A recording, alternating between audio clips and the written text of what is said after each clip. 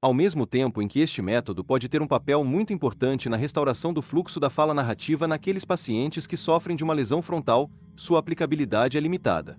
Só é eficiente para fala narrativa relativamente simples. Além disso, não colabora para a restauração do fluxo ativo do pensamento do paciente, que operaria normalmente por meio de conexões internas e relações de causa e efeito. Também não os ajuda a realizar transições de um evento a outro ou de um pensamento a outro. Para que ocorra uma restauração real da fala narrativa, é necessário um auxílio mais extenso ao pensamento do paciente. Para que funcionem, estes auxílios têm que criar de algum modo a experiência da transição, e têm de se desenvolverem gradualmente até assumirem a forma de um estímulo que o paciente pode utilizar para gerar por si próprio essas transições dinâmicas. Chegamos a um método que consistia em fornecer ao paciente algumas frases que eram fórmulas de transição. Por exemplo, dávamos ao paciente um cartão sobre o qual estaria escrito uma série de palavras, como no entanto, enquanto, ainda que, depois e uma vez que. Pedíamos então a ele que encontrasse as fórmulas de transição necessárias à construção de sua narrativa, a partir das fórmulas do cartão. Achávamos que de início o cartão orientaria o pensamento do paciente, mas que com a prática o paciente passaria a produzir ele mesmo as fórmulas de transição necessárias. Nossa hipótese foi comprovada, e o uso de cartões com fórmulas de transição tem muitas vezes sido decisivo na restauração de uma fluência razoável à fala narrativa destes pacientes. Por exemplo, pedimos certa vez a um paciente, que tinha grande dificuldade em repetir histórias conhecidas, que nos contasse a história de Tolstói, O Cachorro R.O. Louco. Demos ao paciente um cartão que continha as fórmulas de transição para compensar suas dificuldades inerentes. Ele examinou o cartão cuidadosamente e contou a história completa de maneira muito fluente. A história começava assim: as fórmulas utilizadas pelo paciente estão grifadas. Era uma vez um homem muito rico que comprou um filhote de cachorro, e quando ele cresceu o homem rico o levou numa caçada. Certa vez um cachorro louco entrou no jardim onde brincavam as crianças. O homem rico viu e começou a gritar, e as crianças correram na direção do cachorro louco. Então o cachorro do homem apareceu, e os dois cachorros começaram a brigar. O uso das fórmulas de transição tinha como efeito a criação de elos entre a ação que era descrita e uma outra ação, significativamente conectada. Em termos de nossa teoria geral, as fórmulas de transição criam intenções necessárias. O paciente escolhe o próximo passo e usa este para atingir o passo seguinte. A ideia geral da história e a tarefa de se lembrar dela constituem um plano geral de comportamento, dentro do qual cada frase individual representa uma meta secundária, que requer que o paciente realize sua ação com vistas aos próximos passos determinados pelo plano geral. Dentro desta estrutura, as fórmulas de transição assumem a função de elos intencionais. Neste exemplo, o uso das fórmulas era externo. Nos meses seguintes, as capacidades de narração e descrição do paciente se reorganizavam, e outras fórmulas de transição apareciam espontaneamente. Sua narração se tornava mais contínua e, o que é muito importante, seus relatos escritos de passagens que havia ouvido não apresentavam mais qualquer sinal de patologia. Além disso, o paciente agora era capaz de descrever espontaneamente o conteúdo de figuras, tarefa anteriormente impossível. Este método de restauração do pensamento ativo é de certa maneira análogo ao nível de restauração de frases e palavras individuais que atingem os pacientes de afasia aferente. As fórmulas de transição que sugerimos são muito úteis quando o assunto a ser transmitido é suficientemente óbvio para aquele paciente cujo único defeito repousa em seus padrões dinâmicos do pensamento. Mas as fórmulas são inadequadas naqueles casos em que o paciente não entende o plano da história e tem que reconstruir sozinho o seu significado. E como se as peças de um quebra-cabeça se amontoassem desordenadamente perante estes pacientes, que não veem nelas um padrão geral e não conseguem organizá-las em sua sequência correta. Vejo uma peça aqui e outra ali, disse um de nossos pacientes, mas não consigo compreender o plano geral. A ausência de intenção e a falta de orientação ao pensamento não são as únicas causas da ruptura que aflige o pensamento espontâneo destes pacientes. Eles também não conseguem construir mentalmente os planos necessários ao arranjo dos detalhes da narração em sua ordem correta. Temos ajudado pacientes a compensar esta deficiência por meio de uma reorganização do processo de planejamento de uma composição, de modo que esta organização seja exteriorizada.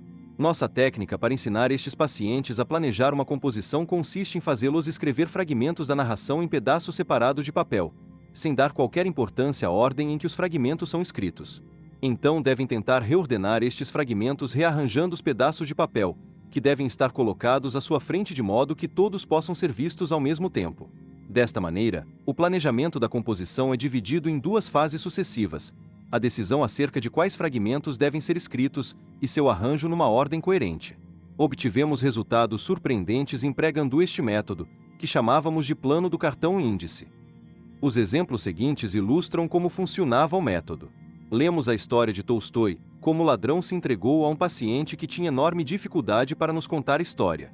Então instruímos a ele que escrevesse nos cartões todos os fragmentos da história de que conseguisse se lembrar, e para pô-los em ordem. Finalmente, pedimos para ele nos contar a história. Ele realizou os 2 primeiros passos como segue: notas originais 1. Como ele começou a espirrar e se entregou. 2. Certa vez um ladrão quis roubar um estranho mercador. 3. Quando eles estavam no sótão e não encontraram ninguém. 4. O mercador falou ao operário que alguém havia subido ao sótão. 5. Como o ladrão se escondeu no monte de tabaco. Organização final 1. Certa vez um ladrão quis roubar um estranho mercador. 2.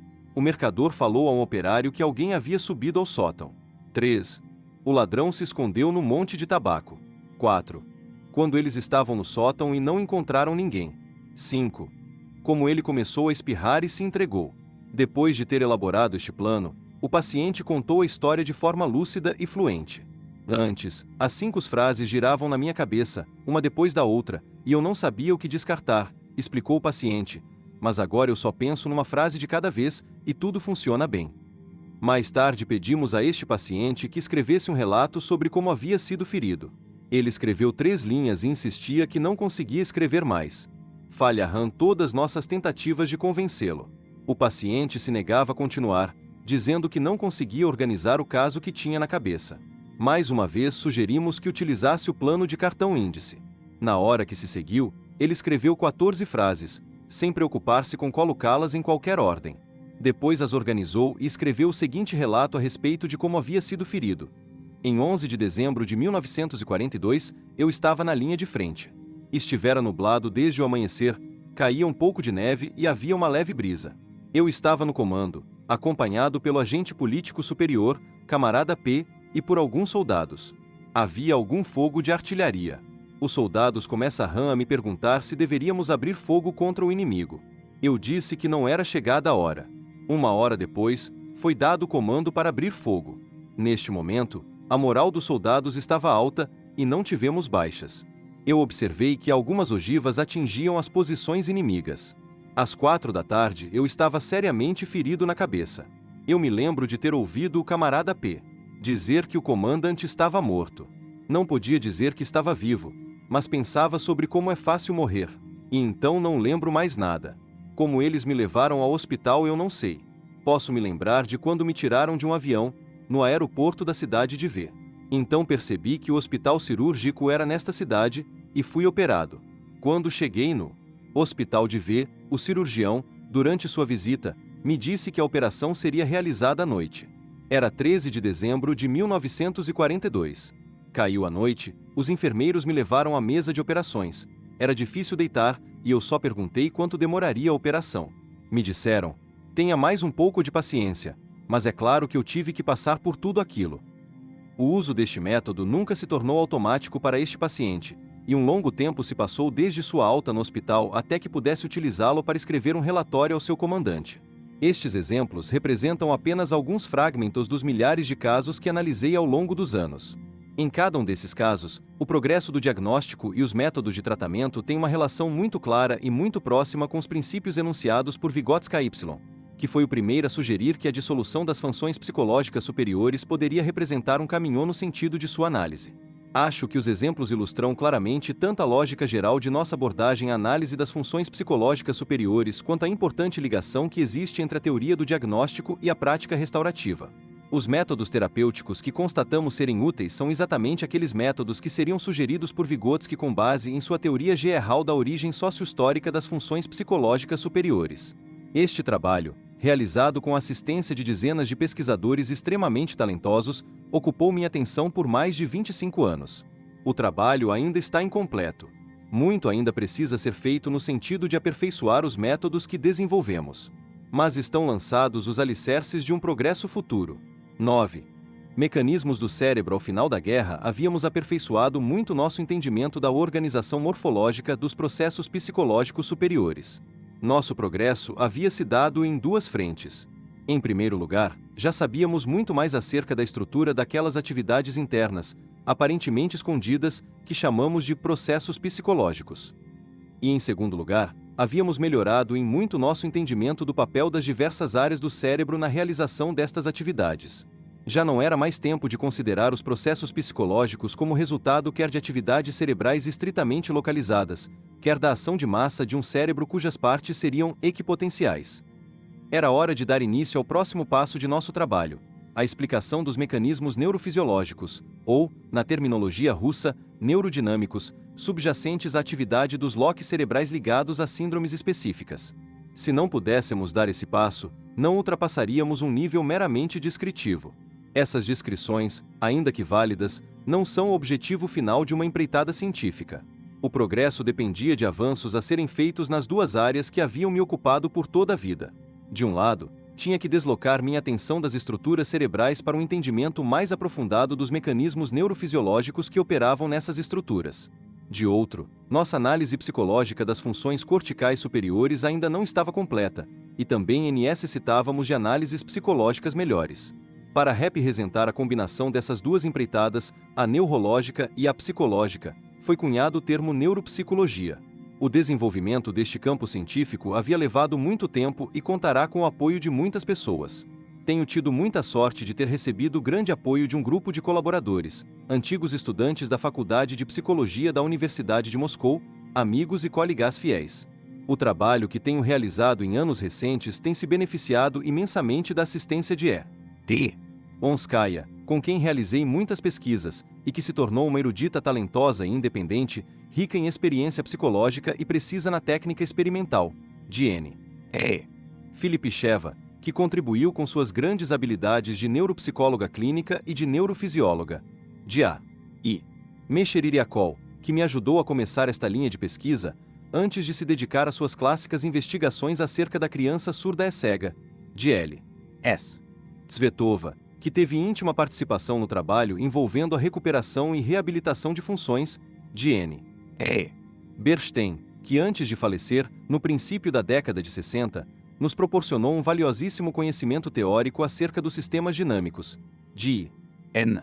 Sokolov, um dos psicofisiologistas mais talentosos e experientes do mundo, que se envolveu profundamente com nossos estudos da memória e da atividade de orientação, e, claro, de Olga Vinogradova, experimentadora e intelectual brilhante, que teve papel importantíssimo em grande parte de meu trabalho.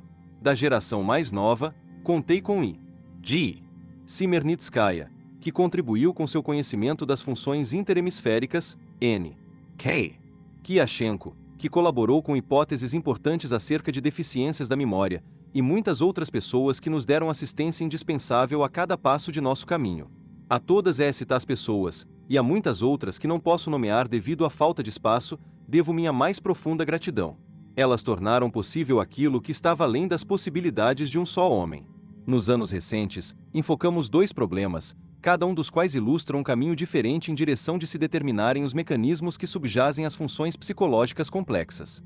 No trato com estas duas linhas de pesquisa, desejo enfatizar sua lógica subjacente. A primeira área de investigação foi a neuropsicologia dos lobos frontais. Durante as décadas de 40 e 50, ocorreram progressos notáveis no estudo da organização cerebral. Este tipo de pesquisa forneceu a base para nossas investigações acerca 162 de neurofisiologia dos processos cerebrais, que até então só havíamos estudado num nível mais global. Nossa compreensão desses processos foi imensamente facilitada pelos estudos de H. Magaun G. Moruzzi N. Jasper, Donald Lindsley e Wilder Penfield acerca do tronco cerebral, em especial sobre o papel dos sistemas reticulares ascendentes e descendentes. Como demonstraram Magon e Moruzzi em 1949, a formação reticular é uma formação do tronco cerebral que está especialmente adaptada em sua estrutura e propriedades funcionais, para regular o estado funcional do córtex cerebral. Ao contrário do córtex, esta formação não é composta por neuronídeos isolados, capazes de transmitir um único impulso por vez através de axônio. Ao invés, é construída por uma rede de circuitos neurais, na qual os corpos celulares dos neuronídeos são conectados uns aos outros por axônios curtos. A excitação se alastra gradualmente por esta estrutura nervosa, e não na base de tudo ou nada. Logo, o nível de excitação do sistema como um todo pode ir mudando gradualmente, modulando o estado funcional de todo o sistema nervoso. Enquanto poderíamos caracterizar os estudos anteriores do cérebro como baseados numa abordagem horizontal, já que se ocupavam dos processos realizados num determinado nível de organização, esta nova onda de pesquisas nos direcionava a atenção para as relações verticais entre as estruturas profundas e superficiais do cérebro. Esta nova orientação lançava uma luz sobre a maneira pela qual o cérebro gera e controla seu próprio nível de atividade. De início, demonstrou-se que a formação reticular era essencial para a ativação do cérebro. Pensava-se que esta ativação seria não específica, isto é, qualquer estímulo, fosse o aroma de uma salsicha, um ruído alto ou a visão de uma borboleta, provocaria um efeito geral sobre a formação reticular, que por sua vez ativaria outras partes do tronco cerebral, sem atentar às características particulares do estímulo que deflagrou o processo.